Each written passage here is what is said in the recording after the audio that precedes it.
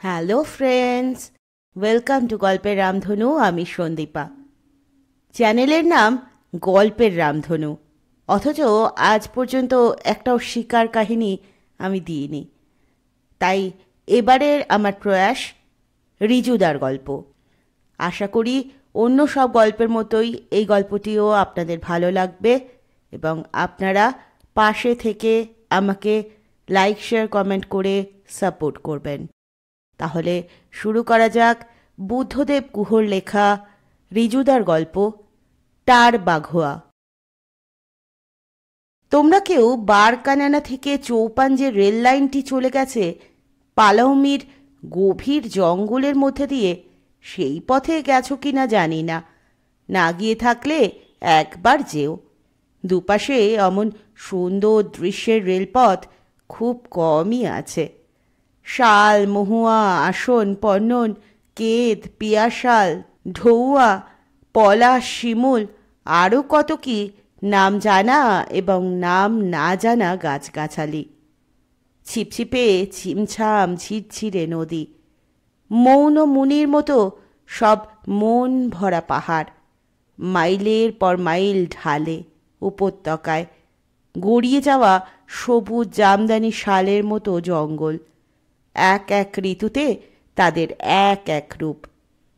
এই রেলপথে লাপ্রা বলে একটি ছোট্ট স্টেশন আছে। তার এক পাশে খিলাড়ি, অন্য পাশে মহুয়া মিলন। মহুয়া মিলনের পর টরি। দ্বিতীয় বিশ্বযুদ্ধের সময় এই লাপ্রা স্টেশনটির নাম ছিল আন্ডাহল্ট। ব্রিটিশ টমি আর আমেরিকান সৈন্যভর্তি মিলিটারি ট্রেন এখানে থামতো রোজ ভোরে প্রাতরাশের জন্য। যখনকার কথা বলছি তখন তোমরা অনেকেই হয়তো জন্মাওনি।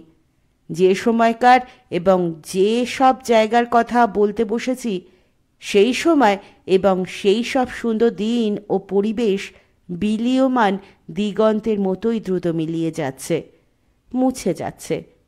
তাই হয়তো মনে থাকতে থাকতে এসব তোমাদের বলে ফেলাই ভালো। লাপড়ার কাছে চট্টি নদী বলে একটি নদী আছে। ভারী সুন্দর নদীটি। পিকনিক করতে যেতেন অনেকে দল বেঁধে। সেই সময় লাপড়াতে অ্যাংলো ইন্ডিয়ানরা একটি কলোনি করেছিলেন। ফুটফুটে মেয়েরা গোলাপি গাউন পরে মাথায় টুপি চড়িয়ে গরুর গাড়ি চালিয়ে যেত লাল ধুলোর পথ পেয়ে। খেতে চাষ করত। পাহাড়ি নদীতে বাঁধ বেঁধে সেচ করত সেই জমি। পালাউমির ওইসব রাঁচি অঞ্চলের এমনই মজা ছিল যে গরমের সময়ও কখনো রুক্ষ হতো না। প্রায় সব সময়ই সবুজ ছায়া শীতল থাকত। এপ্রিল মাসের মাঝামাঝিও রাতে পাতলা কম্বল দিতে হতো গায়ে। সন্ধ্যের পর বাইরে বসলে সোয়েটার বা শালের দরকার হতো। আমি তখন কলেজে পড়ি, ফার্স্ট ইয়ার। কলেজের গরমের ছুটিতে মহুয়া মিলন আর লাপড়ার মাঝামাঝি একটি জায়গাতে গিয়ে উঠেছি। সঙ্গে আমার সাগরেদ টেড।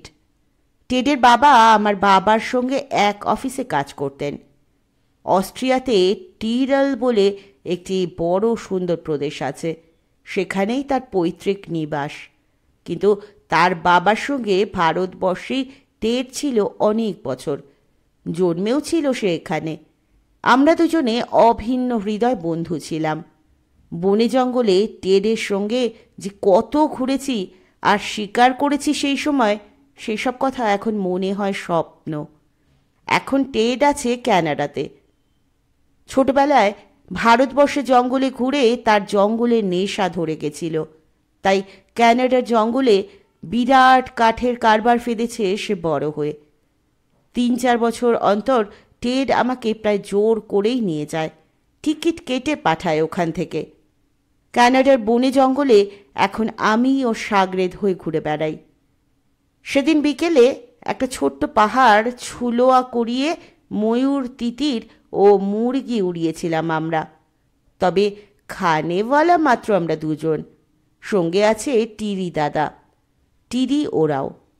তিনি একাধারে আমাদের অনুচর, বাবুর্চি, গান বেয়ারার বা বন্দুকবাহক এবং লোকাল গার্জেন।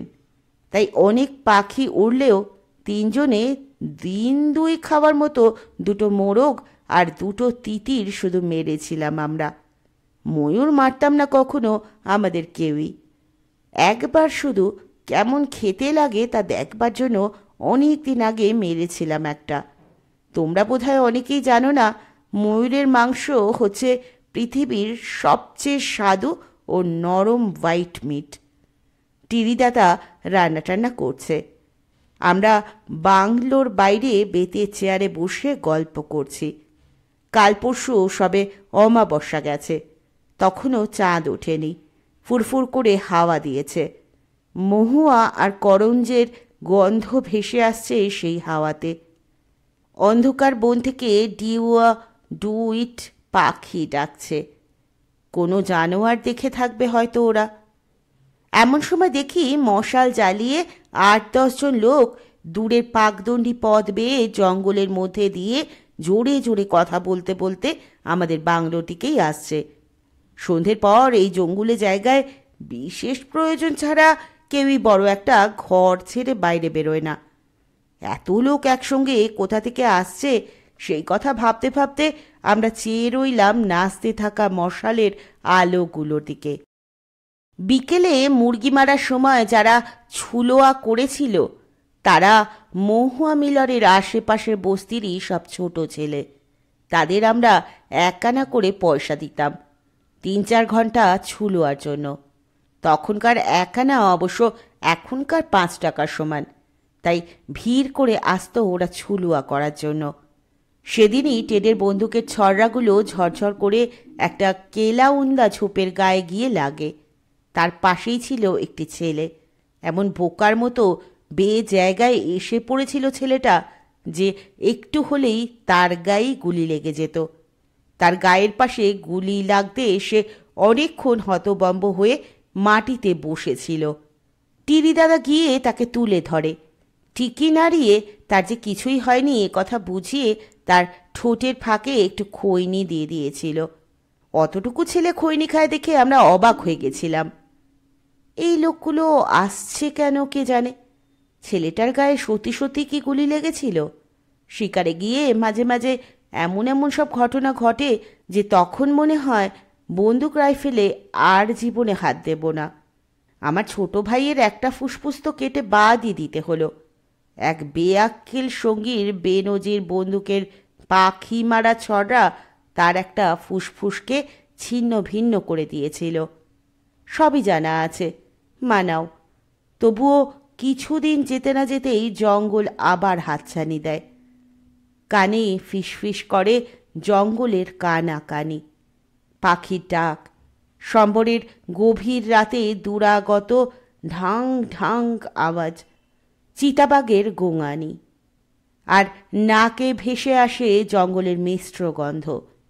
ফোটা কার্তুজের বারুদের গন্ধের সঙ্গে মিশে ঘুমের মধ্যে, ভিড়ের মধ্যে, পড়াশোনার মধ্যে অশরীরী হাওয়ার মতো জঙ্গল যেন হাত বোলায় গায়ে মাথায়। তাই আবারও বেরিয়ে পড়তে হয়। নানা রকম বিপদ আছে বলেই হয়তো জঙ্গল এত ভালো লাগে। লোকগুলো গেট পেরিয়ে বাংলোর হাতায় ঢুকে পড়ে একেবারে কাছে এসে আমাদের সামনে মাটিতে বসে পড়ল। বুঝলাম অনেক পথ হেঁটে এসেছে ওরা। ওদের মধ্যে যে সর্দার গোছের সেই শুধু দাঁড়িয়েছিল। সে বলল যে তারা পলাশবোনা নামে একটা গ্রাম থেকে আসছে অনেকখানি হেঁটে। তাদের বস্তিতে একটা মানুষ খেকো বাঘের উপদ্রব আরম্ভ হয়েছে। গ্রামকে ওরা বলে বস্তি। 15 দিন আগে কাঠ কুড়োতে যাওয়া একটি মেয়েকে সেই বাঘে ধরেছিল। ওরা ভেবেছিল যে বাচ্চা মেয়েটা বুঝি হঠাৎ ভুল করে গিয়ে পড়েছিল ভীষণ গরমে ক্লান্ত হয়ে যাওয়া ছায়ায় বিশ্রাম নেওয়া বাঘের সামনে। কিন্তু আজই বিকেলে গ্রামের মধ্যে ঢুকে অনেকের চোখের সামনেই কুয়োতলা থেকে আবার একজন বুড়িকে তুলে নিয়ে গেছে বাঘটা। তাই বাঘটা যে মানুষ খেকোই সে বিষয়ে তাদের কোনো সন্দেহ নেই। আর কথাবার্তা শুনে টিরি দাদা এসে দাঁড়িয়েছিল আমাদের পেছনে। আমি বললাম, দাঁড়িয়ে কি দেখছো টিরি দাদা? এত দূর থেকে এসেছে ওরা, ওদের প্যারা দাও, জল দাও, জল খাওয়াও। ওদের জন্য খাওয়ারও একটু বন্দোবস্ত করো। তুমি তো একা এত লোকের খাবার বানাতে পারবে না। ওদের জল টল খাওয়া হলে ডেকে নাও ওদের। তারপর সকলে মিলেই হাতে হাতে রুটি বানিয়ে ফেলো। নইলে ভাত করো, ঝামেলা কম হবে। মাংস তো আছেই, যা আছে তাতে হয়ে যাবে। টিরি বলল, নিজের খাওয়া আর সকলের খাওয়া দাওয়া করেই তুমি মরলে। টেড হিন্দি বোঝে, বলতেও পারে। টিরিকে বলল, तुम बहुत बकबकाता है। আমি সর্দারকে শুধলাম, বুড়ির মৃতদেহ কি তোমরা উদ্ধার করতে পেরেছ? না বাবু, ও বলল। কেন, সকলে মিলে আলু টালু নিয়ে গেলে না কেন? গ্রামে কি একটাও বন্দুক নেই? আছে, টিকায়েতের আছে। তার বিলেতি বন্দুক আছে এক নলা। তার কাছেও গিয়েছিলাম আমরা, কিন্তু সে বলল একটা মরা বুড়ির জন্য রাত বিরেতে নিজের প্রাণ খোয়াতে রাজি নয় সে। কাল দিনের বেলা আমাদের গিয়ে দেখে আসতে বলেছে। বুড়ি সবটুকু যদি বাঘ খেয়ে না ফেলে থাকে, তাহলে সেখানেই ভালো বড় গাছ দেখে মাচা বাঁধতে বলেছে আমাদের। সেই মাচায় বসবে বিকেলে গিয়ে, এবং বলেছে বাঘটাকে মারবে। টেড বলল, তাহলে তো বন্দোবস্ত হয়েই গেছে। তোমরা আমাদের কাছে এই এতখানি পথ ঠেঙিয়ে আসতে গেলে কেন? সর্দার বলল, ওই টিকায়েতই তো গত বছরে নতুন বন্দুক কেনার পর বাঘ মারবে বলে গরমের সময় জলের পাশে বসেছিল। বাঘ যখন জল খেতে এসেছিল, তখন তাকে গুলিও করে বিকেলবেলায়। ওই তো যত ঝামেলার ঝাড়। আমি বললাম, খারাপটা সে কি করলো তোমাদের? সর্দার বলল, বাঘটা মারতে পারলে তো হতোই। বাঘ হুঙ্কার ছেড়েই পালিয়ে গেছিল, গায়ের গুলি ঝেড়ে ফেলে দিয়ে। সর্দার একটু চুপ করে থেকে বলল, কি আর বলবো, আজ প্রায় 7-8 বছর হলো। বাঘটা এই অঞ্চলেই ঘোরাফেরা করত, কারো কোনো ক্ষতি করতো না কখনো। এমনকি গ্রামের গরু মোষও মারিনি, শুধু টিকায়েতের বেতো ঘোড়া মেরেছিল একটা। ওদের মধ্যে একজন সর্দারকে শুধরে দিয়ে বলল, একবার শুধু একটা গাধা মেরেছিল বস্তির ধোপার। সঙ্গে সঙ্গে সর্দার তাকে থামিয়ে দিয়ে বলল, আমাদের মনে হয় টিকায়েতের ওই গুলিতে আহত হয়ে বাঘটার শরীরে জোর কমে গেছে। তাই তো বোধহয় ও আর জঙ্গলের জানোয়ার ধরতে পারে না। সেই জন্যই তো এখন মানুষ ধরা আরম্ভ করেছে। ওকে বস্তির সকলেই চেনে, কারণ পলাশবনার ছোট বড় প্রায় সকলেই কখনো না কখনো দেখেছে ওকে। একটু থেমে বুড়ো সর্দার বলল, আমরা আগে ওকে আদর করে ডাকতাম টার বাঘোয়া বলে, অনেকে পিলা বাবাও বলতো। আমাদের বস্তির আর জঙ্গলের মধ্যে খোলা টারের মধ্যে দিয়ে প্রায়ই সকালে অথবা সন্ধে ওকে ধীরে সুস্থে যেতে দেখা যেত। বুড়োর কথা শুনে টেড আর আমি মুখ চাওয়াচাই করলাম। বিহারের হাজারিবাগ পালামৌ জেলাতে বিস্তীর্ণ ফাঁকা মাঠকে বলে টাঁড়। টাঁড়ের মধ্যে দিয়ে যাতায়াত করতো বলেই ওরা টাঁড় বাঘোয়া বলে ডাকত বাঘটাকে, মানে টাঁড়ের বাঘ। বাঘ সাধারণত ফাঁকা জায়গায় বেরোয় না দিনের বেলা, কিন্তু এ বাঘটা সকাল সন্ধ্যের আলোতে মাঠের মধ্যে দিয়ে যাতায়াত করত বলেই ওরকম নাম হয়েছিল বোধহয়। টেড বলল, কত বড় বাঘটা? সর্দার বলল, দিকে আপকো দিমাগ খারাপ হয়ে যায়গা হুজুর, ইতনা বড়কা। বলে নিজের বুকের কাছে হাত তুলে দেখিয়ে বলল। আমি বললাম, বাঘটাকে পিলা বাবা বলে ডাকতো কেন কেউ কেউ, তা বললে না তো? বুড়ো বলল, হলুদ রঙের ছিল বাঘটা, ইয়া ইয়া দাড়ি গোফওয়ালা, তাই অনেকে বলতো পিলা বাবা। হিন্দিতে পিলা মানে হলুদ। বিহারের বাঘের গায়ের রং সচরাচর পাটকিলে হয়, টার বাঘুয়ার রং হলুদ বলেই তার অমন নাম। টেড জিজ্ঞেস করল, তোমাদের গ্রাম কত মাইল হবে এখান থেকে? ওরা আবার একসঙ্গে সকলে কথা বলে উঠল। বলল, জঙ্গলে জঙ্গলে গেলে লাতোহারের দিকে 10 মাইল, পিডাব্লিউডির রাস্তায় গেলে 20 মাইল, তাও রাস্তা ছেড়ে আবার 5-6 মাইল হাঁটতে হবে। আমি বললাম, তোমাদের গ্রামে আমাদের থাকতে দিতে পারবে তো? কোনো খালি ঘরটর আছে?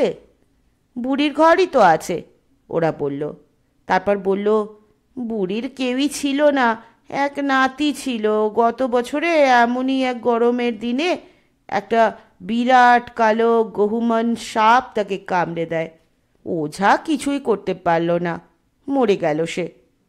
তারপর বলল, আপনারা গেলে আমরা আমাদের নিজেদের ঘরও ছেড়ে দেব, আপনাদের কোনো কষ্ট দেব না, দয়া করে চলুন আপনারা মালিক। কলেজে পড়া সবে গোফ ওঠা আমাদের এমন বারবার মালিক মালিক বলাতে আমাদের খুবই ভালো লাগতে লাগলো। বেশ বড় বড় হাব ভাব দেখাতে লাগলাম, আবার একটু লজ্জাও করতে লাগলো। এখনো নিজেদের মালিকই হতে পারলাম না, তো এতজন লোকের মালিক। টিরি দাদাকে ডেকে ওদের সকলকে সঙ্গে করে নিয়ে গিয়ে খাওয়াতে বললাম। ওরা যখন চলে গেল তখন আমি আর টেড পরামর্শ করতে বসলাম। এর আগে আমাদের দুজনের কেউই কোনো মানুষ খেকো বাঘ মারিনি। আমি তো বড় বাঘও মারিনি। টেড অবশ্য মেরেছিল একটা, ওড়িশার চাঁদকার জঙ্গলে, যখন ও ক্লাস 10-এ পড়ে, দিনের বেলা মাচা থেকে। টেড অনেকবার আমাকে বলেছে আগে।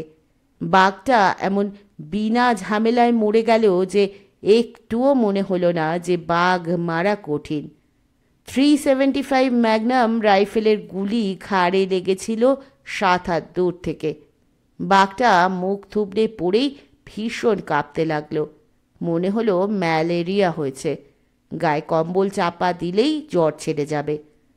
তা নয়, ঘাড়ের ফুটো দিয়ে প্রথমে কালচে, তারপর লাল রং বেরোতে লাগলো, আর বাঘটা হাত পা টান টান করে ঘুমিয়ে পড়ল, যেন রাত জেগে পরীক্ষার পড়া পড়ে খুবই ঘুম জমেছিল ওর চোখে, যেন স্বাদ মিটিয়ে ঘুমোবে এবারে।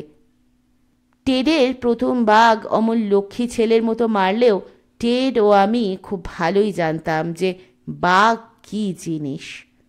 বড় বাঘের সঙ্গে মোলাকাত আমাদের বহুবার হয়েছে জঙ্গলে পায়ে হেঁটে।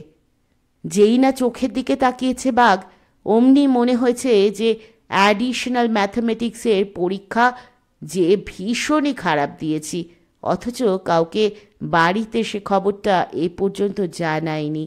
তাও যেন বাঘটা এক মুহূর্তে জেনে গেল। বাঘ চোখের দিকে চাইলেই মনে হয় যে বুকের ভিতরটা পর্যন্ত দেখে ফেলল। একে বাঘ, তাই আবার মানুষ খেকো। টেড বলল, বাড়িতে টেলিগ্রাম করে বাবার পারমিশন চাইবো? তুইও চা, আফটার অল ম্যান ইটার বাঘ বলে কথা। আমি বললাম, তোর যেমন বুদ্ধি, পারমিশন চাইলেই সঙ্গে সঙ্গে আর্জেন্ট টেলিগ্রাম আসবে, কাম ব্যাক ইমিডিয়েটলি। টেড বলল, সে কথা ঠিকই বলেছিস। বাবা মার পারমিশন নিয়ে কে আর কবে এরকম মহৎ কর্ম করেছে বল? আমি বললাম, কোনো খারাপ কর্ম কখনো করেনি কেউ, কি বল? ও বলল, তাও যা বলেছিস।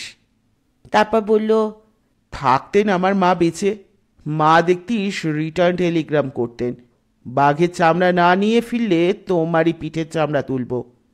বাবাও অবশ্য আগে সেরকমই ছিলেন, তবে জানিস তো, মা চলে গেলেন এত অল্প বয়সে। আমার তো আর ভাই বোন নেই, আমি একা। বাবা এখন বড় নরম হয়ে গেছেন আমার ব্যাপারে, নইলে বাবা ঠিকই উৎসাহ দিতেন। আমি বললাম, তোর বাবা মা তো আর বাঙালি নন, তুই তো রবীন্দ্রনাথ পড়িসনি? রবীন্দ্রনাথ লিখেছিলেন, 7 কোটি সন্তানেরে হে মুগ্ধ জননী, রেখেছ বাঙালি করে মানুষ করনি। টেড বলল, আমরা ভীষণ বাজে কথা বলছি, এবার কাজের কথা বল। বলেই বলল, টস করবি?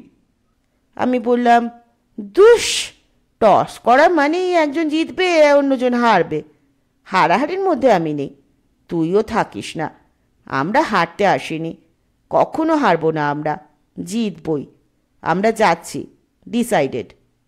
টেড কিছুক্ষণ বাইরের অন্ধকার রাতে তাকিয়ে থেকে আমার দিকে ওর হাতটা বাড়িয়ে দিল। ওর টেনিস খেলা শক্ত হাতের মধ্যে আমার হাতটা নিয়ে বলল, so the poor man eater is already dead. বলেই হাসল। আমি ওর হাতটা আমার হাতে ধরে হাসলাম। বললাম, yes, he is as dead as ham. Ted বলল, এই হি বললি কেন?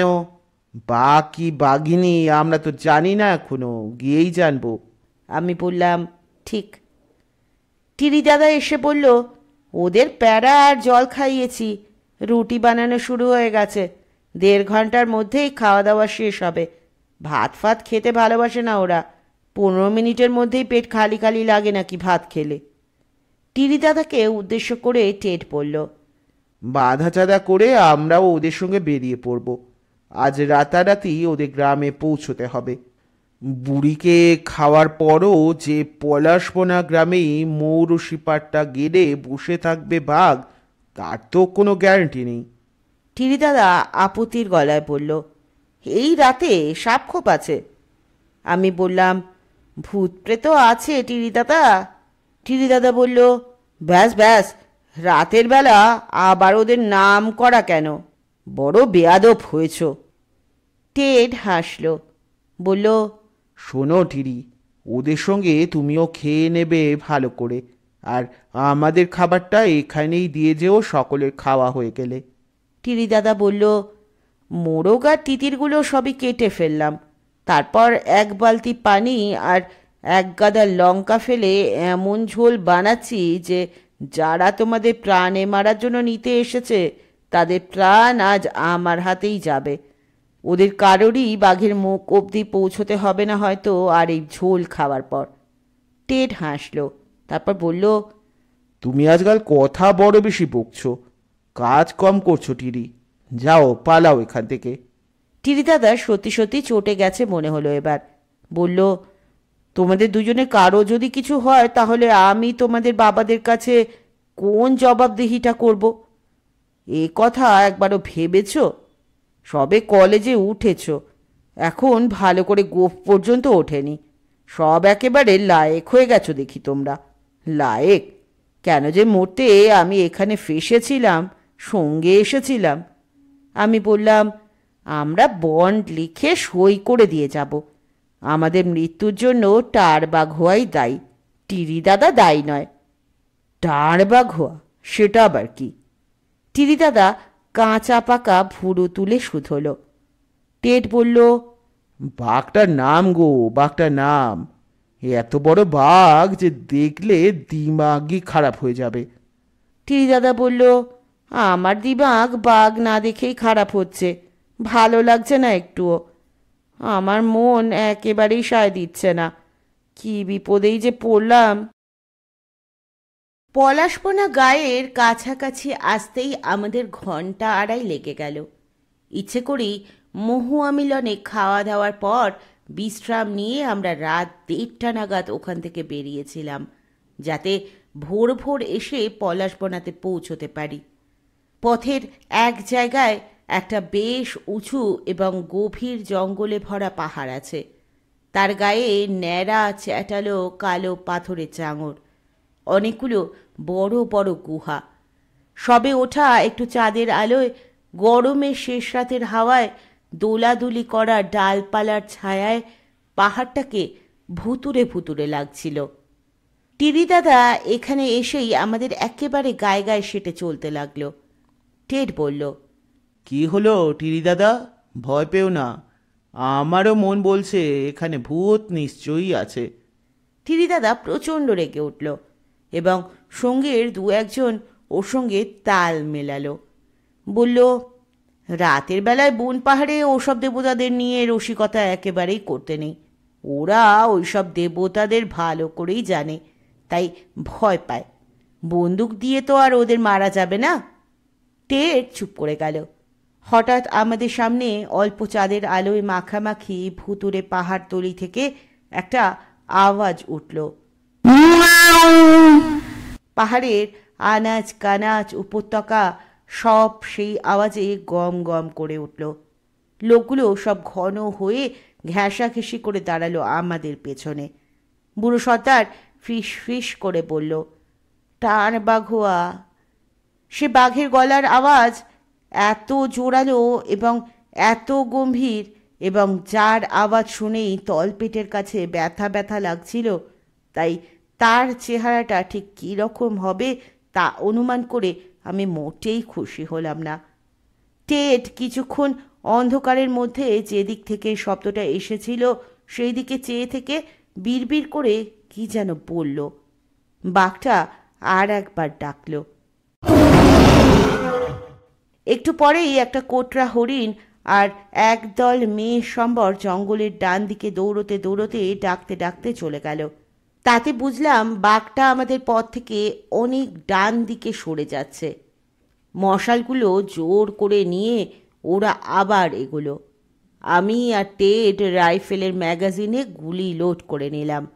উঁচু নিচু পথে অ্যাক্সিডেন্ট হতে পারে চেম্বারে গুলি থাকলে, তাই চেম্বার ফাঁকাই রাখলাম। ভাবলাম বাঘ কি অত সহজে দেখা দেবে আমাদের। যখন আমরা পলাশবনা গ্রামের সীমানায় কাটা গাছের বেড়া দেওয়া অনেক ক্ষেত খামার আর জটাজুট সম্মিলিত বড় অশ্বত্থ গাছের নিচের বনদেবতার থান পেরিয়ে গ্রামের দিকে এগোতে লাগলাম, তখন একজনের বাড়ির উঠোনের কাঠের বেড়ায় বসে গলা ফুলিয়ে একটা সাদা বরকা মোরগ কোকর কো করে ডেকে উঠে রাত পোহানোর খবর পৌঁছে দিল দিকে দিকে।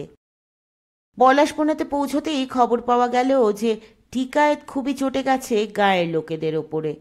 সে বাঘ মেরে দেবে বলা সত্ত্বেও তাকে না বলে কয়ে তারা যে আমাদের কাছে পৌঁছে গেছে তার সম্মানে লেগেছিল। টিকায়েত খবর দিয়ে রেখেছিল যে তার সঙ্গে দেখা না করে যেন আমরা জঙ্গলে না ঢুকি, কারণ এই গ্রামের মালিক সেই। এই টিকায়েতেরও অন্য সব টিকায়েতেরই মতো অনেক জমিজমা, গাই, বলদ, মোষ, প্রজা, লেঠেল ইত্যাদি ছিল। সাধারণ গরিব মানুষদের ওপর এদের প্রতিপত্তি ও অত্যাচার যারা নিজের চোখে না দেখেছেন তারা বিশ্বাসও করতে পারবেন না।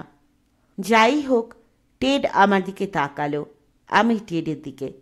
আগে টিকায়েতকেই মারবো না বাঘ মারবো ঠিক করে উঠতে পারলাম না আমরা। টিকায়েত একজন লেঠেল পাঠিয়েছিল। 6.5 ফিট লম্বা সেই পালোয়ান 7 ফিট লম্বা লাঠি হাতে যখন শুনল যে আমাদের এখন টিকায়েতের সঙ্গে দেখা করার একেবারেই সময় নেই, আমরা আগে বুড়ির মৃতদেহের খোঁজেই যাচ্ছি, তখন খুবই অবাক চোখে আমাদের দিকে তাকিয়ে চলে গেল সে, টিকায়েতকে আমাদের দুঃসাহসের খবরটা দিতে। টিরি দাদার ওপর মালপত্রের জিম্মা দিয়ে বুড়ির ঘর কিংবা অন্য যে কোনো খোলামেলা একটা ঘর গ্রামের এক প্রান্তে যাতে পাওয়া যায় তার খোঁজ করতে বলে দুজন স্থানীয় যুবকের সঙ্গে আমরা বেরিয়ে পড়লাম। প্রথমেই এলাম কুয়োতলায়। বুড়ির মাটির কলসিটা ভেঙে পড়েছিল তখনও। যুবক দুটি বুড়িকে মাটিতে টেনে নিয়ে যাওয়ার দাগ দেখে দেখে এগোতে লাগলো। প্রথমে অবশ্য একটুও দাগ ছিল না টেনে নেওয়ার। বুড়িকে ঘাড় আর কাঁধ কামড়ে ধরে প্রকাণ্ড বাঘটা প্রায় তাকে শূন্যে তুলেই নিয়ে গেছে অনেকখানি। বাঘটা যে কত বড় তা তার পায়ের দাগ দেখেই বোঝা গেল। 10 ফিটের মতো হবে বলে মনে হলো আমার ও টেডের, বেশিও হতে পারে অবশ্য ওভার দ্য কার্ভস মাপলে। বাঘের পায়ে চিহ্ন দেখে আমারও রীতিমতো ভয়ই করতে লাগলো। টেডেরও নিশ্চয় করছিল, কিন্তু কে যে বেশি ভয় পেয়েছে ততক্ষণে বোঝা গেল না, পরে নিশ্চয়ই বোঝা যাবে। শাল জঙ্গলের মধ্যে কিছু দূর নিয়ে গিয়েই বুড়ির সাদা থানটাকে খুলে ফেলেছে বাঘ। রক্তমাখা তখন সপসপে কাপড়টা ওরা তুলে নিল।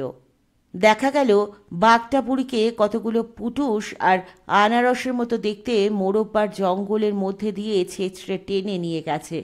সে জায়গাটা পেরিয়ে এক টুকরো হরজাই জঙ্গলে ঢুকে সেই জঙ্গলও পেরিয়ে একটা কালো পাথরের বড় টিলার পাশে কতগুলো ঢোঁটা ঢোঁটর আর পলাশ গাছের মধ্যে ঢুকে নিচের পুটুস আর শালের চারার মধ্যে মৃতদেহটাকে লুকিয়ে রেখেছে। প্রায় সবটাই খেয়ে গেছে, আছে শুধু একটা পা আর মাথার খুলি। চুলগুলো ছিঁড়ে ছড়িয়ে আছে এখানে ওখানে। দেখেই আমার গা গোলাতে লাগলো। সেই প্রথম মানুষ খেকো বাঘে খাওয়া মানুষের মরি দেখলাম আমি আর টেড। চারদিক দেখে দেখে মনে হলো বাঘ এখন কাছাকাছি নেই। নেই যে তা বোঝা গেল পাখিদের এবং নানা জানোয়ারের ব্যবহারে। কাছাকাছি মাচা বাঁধার মতো কোনো গাছও দেখলাম না ভালো। পলাশ গাছগুলো ছোট ছোট ছিল। তাছাড়া ওই গাছগুলোর নিচের দিকটা ন্যাড়া হয়। গরমের সময় তো পাতাও থাকে না মোটে, শুধুই ফুল। লালে লাল হয়ে আছে চারদিক। ঢোটা ও ঢোটরগুলোও তথৈবচ। তার চেয়ে ওই বড় কালো টিলাটাতে বসলে কেমন হয় সে কথা আমি আর টেড সেই দিকে চেয়ে চুপ করে ভাবছি। ঠিক সেই সময়ই একটা সম্বর ভীষণ ভয় পেয়ে ডাকতে ডাকতে টিলাটার পিছন দিক দিয়ে বেরিয়ে আমাদের একেবারে পাশ দিয়ে জোরে দৌড়ে চলে গেল, খুঁড়ে খুঁড়ে পাথরের ঠকাঠক শব্দ করে। ব্যাপারটা কি যখন তা বোঝার চেষ্টা করছি, তখনই গোটা দশেক জংলি কুকুর টিলাটার পাশ থেকে দৌড়ে বেরিয়েই সম্বরটাকে লাফাতে লাফাতে ধাওয়া করে নিয়ে চলে গেল। রাজকুয়া রাজকুয়া বলে চেঁচিয়ে উঠল সঙ্গের যুবক দুটি। টেড ঠোঁটে আঙুল ছুঁয়ে চুপ করতে বলল ওদের। তারপর ওদের গাছে উঠে বসে থাকতে বলে আমি আর টেড দুজনে দুদিকে চলে গেলাম টিলাটাকে ভালো করে দেখার জন্য। রাতে কোথায় বসা যায় এবং আদৌ বসা যায় কি না তা খুব সাবধানে খতিয়ে দেখতে হবে আমাদের। সন্ধ্যের পর এই কালো পাথরের টিলার চারপাশে কালো কালো ছায়া পাথরের মতোই চেপে বসবে। কোনো দিকেই কিছু দেখা যাবে না, এবং বাঘ যদি আসে তবে শুধু শব্দ শুনেই তার গতিবিধি ঠিক করতে হবে। জায়গাটা এমন যে চাঁদ উঠলেও ছায়ারা দলে আরও ভারী হবে। আমরা দুজনেই টিলার দুদিকে এগিয়ে যাচ্ছিলাম সাবধানে, রাইফেলের সেফটি ক্যাচে আঙুল রেখে। এখন আর একে অন্যকে দেখা যাচ্ছে না। কতগুলো ছাতার পাখি ডাকছে, উড়ছে, বসছে। বুড়ির দুর্গন্ধ শরীরেও এক রাশ পোকা উঠছে বসছে। এক ঝাঁক টিয়া হঠাৎ ক্যাঁচ ক্যাঁচ করে ডাকতে ডাকতে মাথার উপর দিয়ে উড়ে গেল। গ্রীষ্ম সকালের শান্ত সমাহিত ভাবটা একেবারে ছিঁড়ে খুঁড়ে দিয়ে আমি আস্তে আস্তে উঠতে লাগলাম টিলাটার উপরে। টেডকে আমি দেখতে পাচ্ছি না, ও নিশ্চয়ই অন্য দিক দিয়ে উঠছে। টিলাটার উপরে একটা গুহা, এবং সেই গুহার ঠিক সামনে পাথরের ওপর বাঘের ময়লা পড়ে আছে দেখতে পেলাম। খুব বেশি পুরনো নয়, 3-4 দিনের হতে পারে, বেশি হলেও। তবে কি টাড় বাঘ হওয়া এখন এই গুহার মধ্যে বিশ্রাম নিচ্ছে? গুহার মুখে একটুও ধুলোবালি নেই যে বাঘের পায়ের দাগ পড়েছে কিনা তা দেখব। রাইফেলটা লক করে সেফটি ক্যাচটা তুলে রাখলাম, প্রয়োজন হলে মুহূর্তের মধ্যে যাতে সেফটি ক্যাচকে ঠেলে সরানো যেতে পারে। গুহার মুখের একপাশে দাঁড়িয়ে ভাবছি গুহার মধ্যে ঢোকা ঠিক হবে কি হবে না। হঠাৎ এমন সময় মনে হলো আমার পিছন থেকে কে যেন আমাকে এক দৃষ্টিতে দেখছে। প্রত্যেক শিকারী জানেন যে বনে জঙ্গলে এরকম মনে হয়। একেই হয়তো বলে শিকারীদের সিক্স সেন্স। মনে হতেই ঘুরে তাকালাম আমি রাইফেল শুদ্ধ। ঘুরে দাঁড়ালাম বটে, কিন্তু দেরি হয়ে গেল, হয়তো আমাদের দুজনেরই। একটা প্রকাণ্ড হলুদ রঙা বাঘের দাড়ি গোফওয়ালা মুখ মুহূর্তের জন্য গোল কালো পাথরের ওপর দেখা দিয়েই অদৃশ্য হয়ে গেল। আমি পাথর টপকিয়ে টপকিয়ে ওই দিকে এগোতে লাগলাম টিলাটাকে ঘুরে ঘুরে।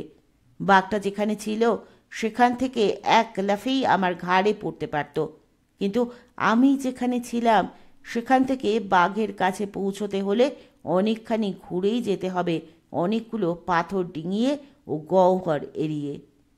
হঠাৎই আমার টেডের কথা মনে হলো। আমি শিকারের আইন ভেঙে চেঁচিয়ে বললাম, Ted, watch out, the man eater is around. Ted সংক্ষিপ্ত উত্তর দিল দূর থেকে, আই নো। যখন বাঘটার জায়গায় গিয়ে পৌঁছেছি রাইফেল বাগিয়ে, তখন টিলার পশ্চিম দিকে ঝাঁটি জঙ্গলের মধ্যে মধ্যে একটা ভারী জানোয়ারের দ্রুত চলে যাওয়ার আওয়াজ শোনা গেল, ঝরে পড়া শুকনো পাতা মচমচিয়ে। সেই দিকে চেয়ে আওয়াজটা লক্ষ্য করতে লাগলাম।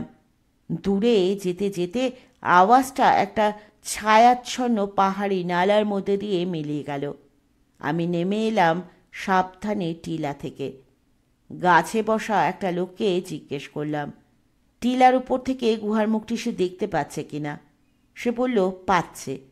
আমি বললাম গুহার ওই মুখটার দিকে নজর রাখতে, কিন্তু দেখলেই যেন চেঁচিয়ে আমাকে বলে। ও বলল আচ্ছা।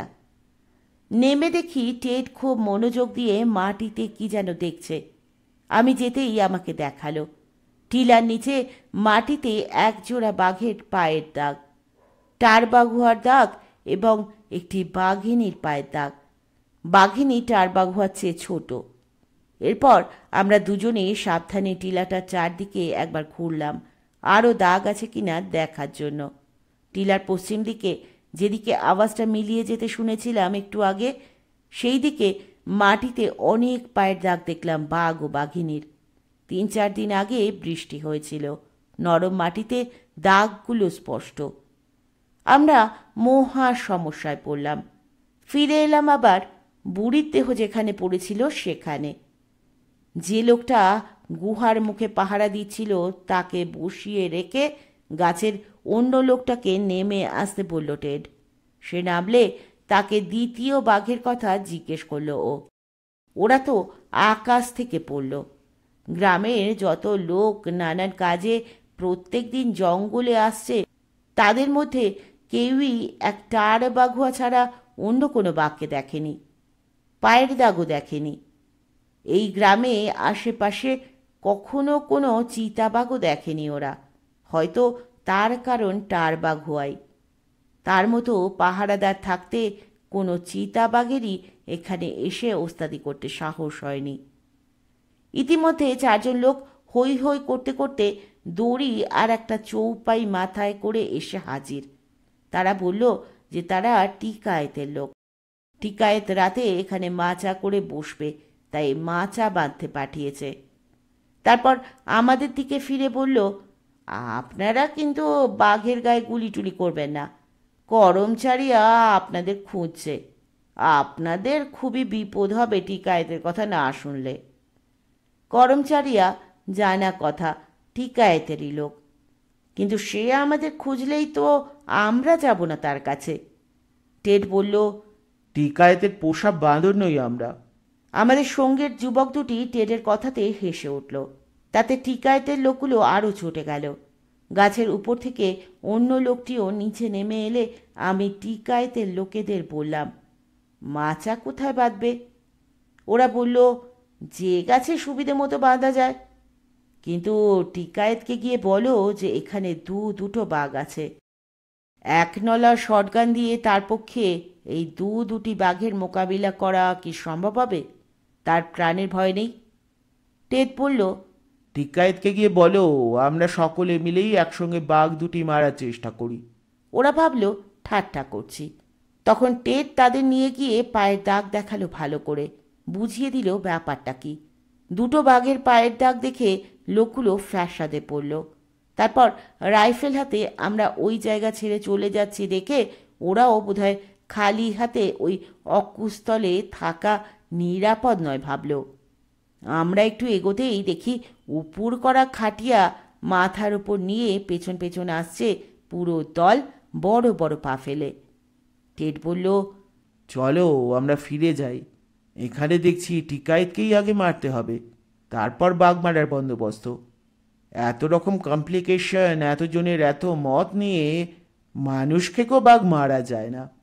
আমি বললাম যা বলেছিস। গ্রাম থেকে আমরা প্রায় মাইল খানেক এসেছিলাম। বুড়ির ঘরে নয়, গ্রামের দক্ষিণ প্রান্তে আমাদের জন্য 2টি ঘর ছেড়ে দিয়েছে ওরা। গোবর দিয়ে উঠোন লেপে দিয়েছে। ঘরের ভিতরেও পরিষ্কার পরিচ্ছন্ন করেছে, কিন্তু গরমের মধ্যে জানলাহীন ওই ঘরে কি করে শোবো রাতে তাই ভাবছিলাম। টিডি দাদা চা করে ব্রেকফাস্ট তৈরি করে ফেলল আমাদের দেখেই। মুড়ি ভাজা, তার মধ্যে কাঁচা পেঁয়াজ কাঁচা লঙ্কা কেটে মুড়ির সঙ্গেই ভেজেছে। তারপর তার মধ্যে অমলেট কেটে টুকরো টুকরো করে দিয়ে দিয়েছে। গ্রামের গাছের ল্যাংড়া আম আর কফি। ঘর দুটোর পাশে একটা মস্ত তেঁতুল গাছ ছিল। তার তলায় চৌপায় বিছিয়ে আমি লম্বা হয়ে শুলাম। আর সাহেব মানুষ টেড ঘটিতে জল নিয়ে ফর্সা ফর্সা ঠ্যাং বের করে লাল গামছা পরে জঙ্গলে গেল। যারা জঙ্গলে যাওয়া আসা করে প্রত্যেকেরই অভ্যেস থাকে। তেঁতুলতলার ফুরফুরে হাওয়াতে আমি ঘুমিয়েই পড়েছিলাম। এমন সময় হঠাৎ শোরগোল শুনে তাকিয়ে দেখি ভাগলপুরি সিল্কের পাঞ্জাবি আর লোমওয়ালা গোপ্তা গোপ্তা পা দেখানো মিলের ফিনফিনে ধুতি পরা, সোনার হাতঘড়ি হাতে চকচকে কালো নাগরা পায়ে একজন মস্ত লম্বা চড়া লোক একটা সাদা ঘোড়ায় চড়ে এদিকে আসছে। আর তার পিছনে 20-25 জন লাঠিধারী স্বর্ণামার্কা লোক। আমি আরামের ঘুম ছেড়ে তাড়াতাড়ি চৌপাইতে উঠে বসলাম। ঠিক আমার সামনে এসে লোকটি দাঁড়িয়ে পড়ে ধমক দিয়ে শুধল, আপ কি শুভ নাম? আমি নাম বললাম, সবিনয়। টিকায়েত বলল, তার এলাকাতে এসব তিনি সহ্য করবেন না। এই পলাশবনা গ্রামে সব কিছু তার ইচ্ছা মতোই হয়েছে এ যাবৎ এবং হবে চিরদিন। ভাবছিলাম এত বড় একটা বিপদ, কোন দিন বাঘ কাকে নেয় তার ঠিক নেই। তারপর আজ দেখা গেল জোড়া বাঘ। গ্রামের গরিব লোকগুলো এত দূর থেকে আমাদের ডেকে নিয়ে এলো, আর যে গ্রামের মালিক মাথা তারই কিনা এই ব্যবহার। লোকটার দিকে অবাক চোখে চেয়ে আমি বসেছিলাম। এমন লোককে কিছুই বলার নেই। এমন সময় টেটকে আসতে দেখা গেল। টিকায়েতের মুখ দেখে মনে হলো এমন সাহেব টিকায়েত বাপে জন্মেও দেখেনি। টকটকে গায়ের রং, মাথা ভরা বাদামি চুল, খালি গা, পায়ে চটি, লাল গামছা পরে সাহেব ঘটি হাতে টার থেকে প্রাতকৃত শেষ করে আসছে। টেড এসেই পড়ল, এখানে ভিড় কিসের? তখনও তো দেশ স্বাধীন হয়নি। সাদা চামড়া দেখলেই লোকে বেশ সমীহ করত, কিন্তু এই রকম গামছা পরা সাহেবকে সমীহ করা ঠিক হবে কি না একটু ভাবল টিকায়েত। তারপর নিজের লোকেদের সামনে ইজ্জত বাঁচাবার জন্য বলল, আপনাদের এখান থেকে চলে যেতে হবে। টেড বলল, সে কথা ভেবে দেখব, কিন্তু এখনই আপনার একজন লোক দিন আমাকে। আমি এসডিও সাহেবের কাছে চিঠি পাঠাবো। ডিস্ট্রিক্ট ম্যাজিস্ট্রেটকে দিয়ে এই বাঘকে ম্যান ইটার ডিক্লেয়ার করার জন্য এবং চারপাশের সব গাঁয়ের মানুষদের ঢেড়া পিটিয়ে সাবধান করে দেওয়ার জন্য। টিকায়েত টেডের হর্তাকর্তার মতো কথা শুনে হক চকিয়ে গেল বলে মনে হলো। আমি বললাম, ঘোড়া থেকে নামা হোক, আপনার রাজত্বে এলাম আপনাদেরই উপকার করার জন্য, তা আপনি শত্রুর মতো ব্যবহার করছেন। তারপর বললাম, দয়া করে নামুন, বাঘটার খবরাখবর দিন আমাদের। বাঘও তো আপনার প্রজা, আপনি তার খোঁজ না রাখলে আর কে রাখবে? টিকায়েত ঘোড়া থেকে নামলো। আমি বললাম, আপনার বন্দুকটা কোথায়? শুনেছি দারুণ দামি বিলেতি বন্দুক, আমাদের একবার দেখান, নেড়ে চেড়ে দেখি অন্তত একটু। টেড আমার দিকে অবাক হয়ে তাকিয়ে থাকলো। তারপর ইংরেজিতে বলল, কি ব্যাপার, অত গ্যাস দিচ্ছিস কেন? আমিও ইংরেজিতে বললাম, মিষ্টি কথা বলতে তো পয়সা লাগে না, দেখ না ওকে বন্ধু করে ফেলেছি। টেড বলল, যেমন তুই, তোর বন্ধুও তো তেমনই হবে। টেড জামা কাপড় পরে আসতে গেল। টিকায়েত এসে চৌপাইতে বসল। লোকটার বয়স আমাদের চেয়ে অনেক বেশি, 40-40 হবে। শুনলাম তার 11টা ছেলে মেয়ে, 25 বিঘা জমি, 150 গরু মোষ, জঙ্গলের মধ্যে ভাণ্ডার। বিহারের গ্রামে জঙ্গলে ক্ষেত খামার দেখাশোনার জন্য মাটির বাড়ি করে এরা, তার মধ্যে গুদাম টুদামও থাকে, ওরা বলে ভাণ্ডার। টিকায়েত একটা লোককে ডেকে কি বলল, সে আরও 2 জনকে সঙ্গে করে দৌড়ে চলে গেল। আমি টিরি দাদাকে বললাম, চা করে খাওয়াও টিকায়েত সাহেবকে। ইতিমধ্যে টেড জামা কাপড় পরে এলো। এবার ওকে পুরো দস্তুর সাহেব সাহেব দেখাতে লাগলো। টিকায়েতের ভক্তিও পুরো হলো, হাবভাবও একটু নরম হলো। বলল, আপনারা এই ঘরে কি থাকবেন? আমার বাড়ি চলুন, নয়তো ভান্ডারে বন্দোবস্ত করে দিচ্ছি। খাঁটি গাওয়া ঘিয়ের পরোটা, হরিণের মাংসের আচার, ক্ষেতের ছোলার ডাল আর তার সঙ্গে খরগোশের এবং সম্বরের মাংস খাওয়াবো। তারপর বলল, নীলগাই এখানে এত যে ক্ষেত খামারি করা যায় না। আমরা যে হিন্দু, তাই নীলগাই আমরা মারি না, গো হত্যা হবে। ওদের বুঝিয়ে লাভ নেই যে নীলগাইয়ের নামই নীলগাই, কিন্তু তারা মোটেই গরু নয়, এক রকমের অ্যান্টেলোপ, এবং এরাই এবং বাঁদর হনুমানই সবচেয়ে ক্ষতি করে ফসলের। কিন্তু গাঁয়ের লোকের কুসংস্কারের জন্য নীলগাই আর বাঁদর হনুমান মারে না আমাদের দেশে। নীলগাইকে খুব একটা মজার নামে ডাকে এরা, বলে ঘোর ফরাস। নামটা শুনলেই আমার বুক ধরফরাস। টিরি দাদা চা আর হান্টালি পামারের বিস্কিট এনে দিল টিকায়েতকে। টিকায়েত যখন কৃত হয়ে চা খাচ্ছে, তখন যে লোকগুলো চলে গেছিল তারা এক গাদা মাছরি আর প্যাঁড়া নিয়ে এলো, নিশ্চয়ই টিকায়েতের বাড়ি থেকে। টিকায়েত বলল, খেয়ে দেখুন, সব বাড়ির তৈরি, অসুখ হওয়ার ভয় নেই। মাছরি খাঁটি ঘিয়ে এবং বাড়ির জাঁতায় পেশা ময়দা দিয়ে তৈরি। টিকায়েতের ভুঁড়ির দিকে তাকিয়ে বুঝতেই পারছিলাম যে ঘি সত্যি খুব খাঁটি। চা খেতে খেতে টিকায়েতকে বললাম, তাহলে বাঘটাকে কি করা যাবে? টিকায়েত বলল, চলুন না, আমরা তিনজনেই বসি আজ। শুনলাম যে টিলা আছে ওখানে একটা, ওই টিলাতেই তিনজনে তিন জায়গায় বসে থাকবো।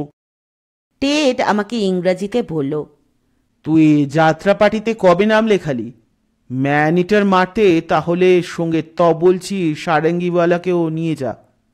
আমি টিকায়েতকে বললাম, ওই টিলাতে বসা খুবই বিপজ্জনক, চাঁদ নেই এখন, আর বাঘ তো অমনি বাঘ নয়, মানুষ খেকো, কখন যে নিঃশব্দে এসে ক্যাক করে ঘাড় কামড়ে নিয়ে যাবে বোঝার আগেই তারও ঠিক নেই, তাতে আবার দুটি।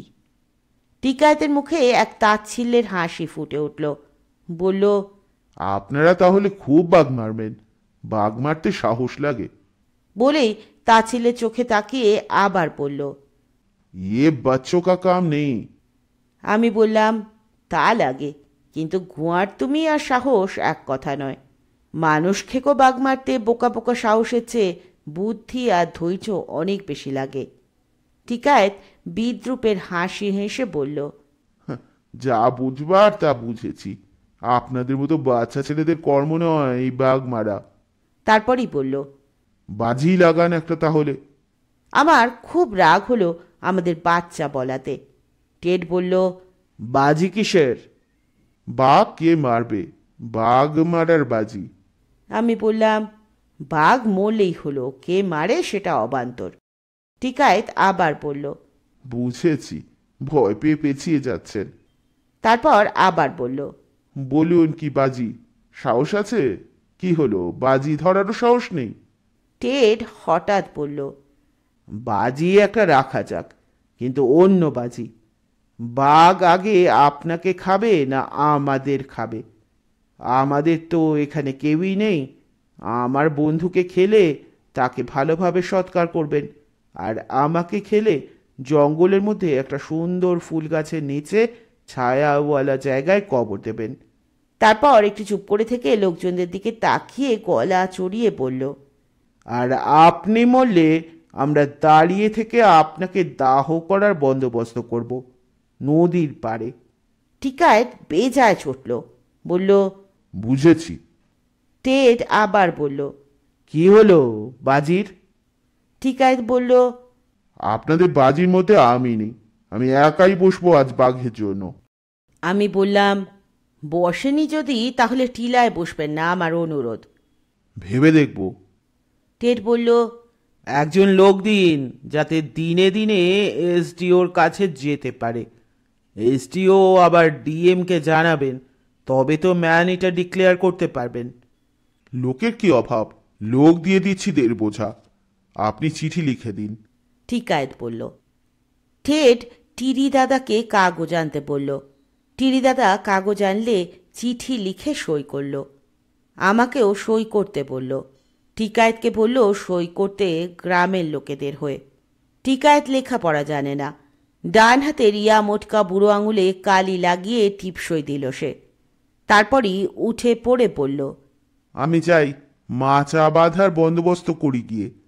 টেড বলল, তা যান, আমরা আজ খুব ঘুমোবো। কাল আপনাকে দাহ করতে অনেক মেহনত হবে তো। যা ঘি আছে আপনার শরীরে, পুঁতে অনেক সময় লাগবে। টিকায়েত হাসি হাসি মুখে বলল, চলি। বলেই ঘোড়ার দিকে এগোতে গেল। টেড বলল, একটু দাঁড়ান, আপনিই তো গত বছরে বাঘটাকে গুলি করেছিলেন। কোথায় লেগেছিল গুলি? আপনি কি জানতেন না যে গরমে যখন পিপাসার্ত জানোয়াররা জল খেতে আসে তখন তাদের ওইভাবে মারা বেআইনি? টিকায়েত হেসে বলল, জঙ্গলে আবার আইন কি? আমার এখানে আইন আমি বানাই। আমি যা করি তাই আইন। আমারই আইন আমি ইচ্ছে মতো ভাঙতে পারি। তার জন্য কারো কাছে জবাবদিহি করতে রাজি নই। সেরকম বাপের ব্যাটা নই আমি। জান ভি জায়গা তব ভি নেই, কব ভি নেহি। তা ভালো, টেড বলল। কিন্তু বাঘটাকে আহত করে আপনিই তো বুড়ি আর মেয়েটির মৃত্যুর জন্য দায়ী হলেন। আপনাকে আপনার প্রজারা খুনের দায়ে দায়ী করতে পারে, করছেও হয়তো মনে মনে। টিকায়েত কোমরে হাত দিয়ে দাঁড়ালো। তাচ্ছিল্যের হাসি হেসে বলল, দেখুন, আপনাদের সঙ্গে ফালতু কথা বলার সময় আমার নেই। আমার রাজত্বে আপনারা অতিথি, তাই ভালো ব্যবহার করছি। আমি দিঘা টিকায়েতের বেটা। আমার বাবার ডাকাত ছিল, তার ভয়ে বাঘে গরুতে এক ঘাটে জল খেত। আমাকে আপনারা ভয় দেখাবেন না। আমার রক্ত ভয় কাকে বলে তা জানে না। এই জঙ্গলের আমিই রাজা। আপনারা হয়তো বুঝতে পারবেন না আমার কথা, কি আমি বলতে চাইছি, কিন্তু শুধু এই কারণেই বাঘটাকে আমারই মারতে হবে, নইলে আমার ইজ্জত থাকবে না। একটু চুপ করে থেকে টিকায়েত আবার বলল, এই টারবাঘ হওয়া যতদিন প্রজার মতো আমার রাজত্বে ছিল ওকে কিছুই বলিনি। গত বছরে আমার একটা ঘোড়া খেয়েছিল, তাই ভেবেছিলাম শাস্তি দেওয়া দরকার। এবার আমার দুজন প্রজাকেও মেরেছে। একটু চুপ করে থেকে বলল, সমঝায় না? এক জঙ্গলে দুজন রাজা থাকতে পারে না, হয় আমি থাকবো নয় টারবাঘ হওয়া থাকবে। আপনাদের সঙ্গে আমার কোনো ঝগড়া নেই, দয়া করে আমার কথাটা বুঝুন। এটা আমার সম্মানের ব্যাপার। আমাকে আগে চেষ্টা করতে দিন। আমি না পারলে বা আপনাদের অনুমতি দিলে তখনই আপনারা মারবেন। টেড বলল, তা হয় না, আমাদেরও একটা দায়িত্ব আছে। প্রথমত, এক নলা বন্দুক দিয়ে অত বড় বাঘকে আপনার মারতে যাওয়াটাই বোকামি। দ্বিতীয়ত, গ্রামের লোকেরা আমাদের ডেকে এনেছে, তাদের এত বড় বিপদের মধ্যে ফেলে আমরা চলে তো আর যেতে পারি না। টিকায়েত বলল, বাঘ কি কেউ শুধুই বন্দুক দিয়ে মারে? আমার বন্দুকের গুলির সঙ্গে আমার টিকায়েতের রক্ত, আমার রাগ, আমার ঘেন্না সবকিছুই তো গিয়ে লাগবে টারবাঘ হওয়ার গায়ে। সে যত বড় বাঘই হোক না, আমার চোখে চোখ রাখতে পারবে? পারে কোনো প্রজা আর রাজার চোখে চোখ রাখতে? আমার কাছে এলেই ও ভয়েই মারা যাবে। সামনাসামনি এলে হয় একবার। আমরা টিকায়েতের কথা শুনে অবাক হয়ে যাচ্ছিলাম।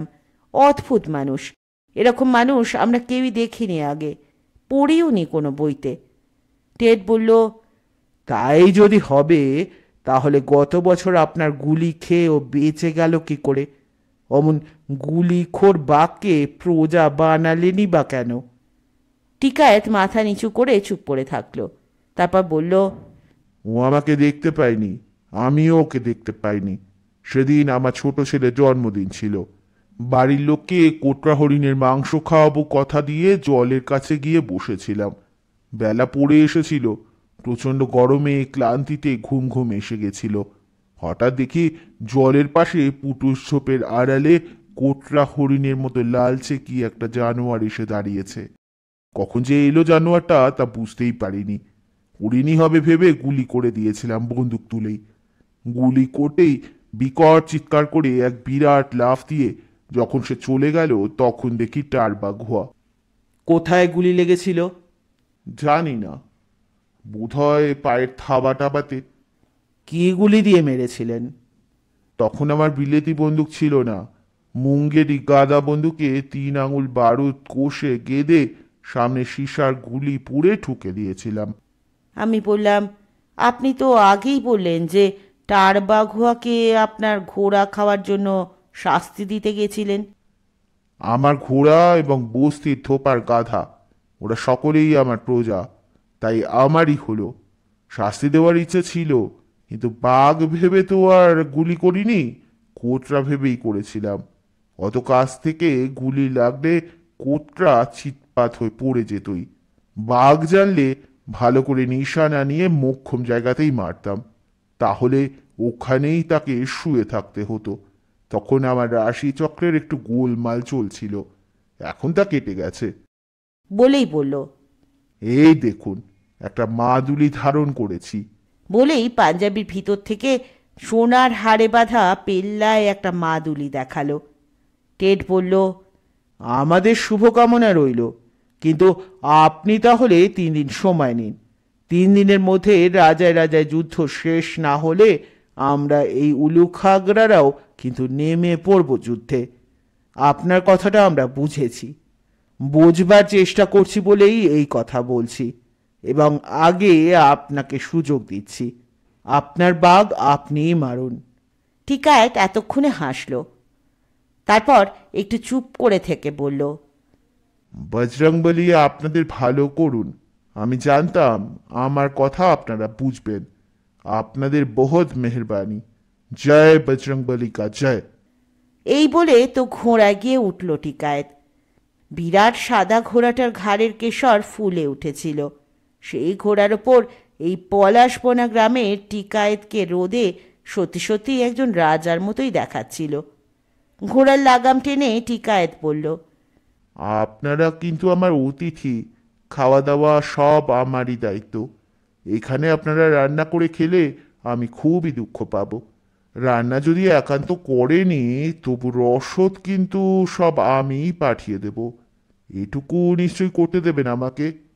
জবাবে আমাদের কিছু বলার সুযোগ না দিয়েই টিকায়েত ঘোড়া ছুটিয়ে চলে গেল সেই টিলার দিকে, যেখানে বুড়ি পড়ে রয়েছে। আমি বললাম, রাজা রাজরার ব্যাপারই বটে, ঘোড়ায় চড়ে শোভাযাত্রা করে কেউ মানুষ খেকেও বাঘ মারতে যায় শুনেছিস কখনো টেড?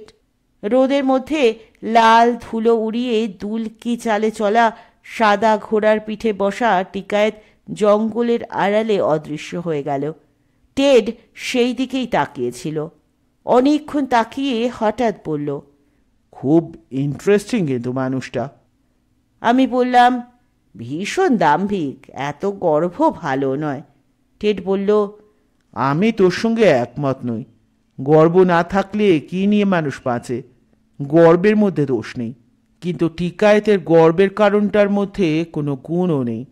এই গর্ব ভালো কারণে ভালো কাজের জন্য হলে আরো ভালো হতো।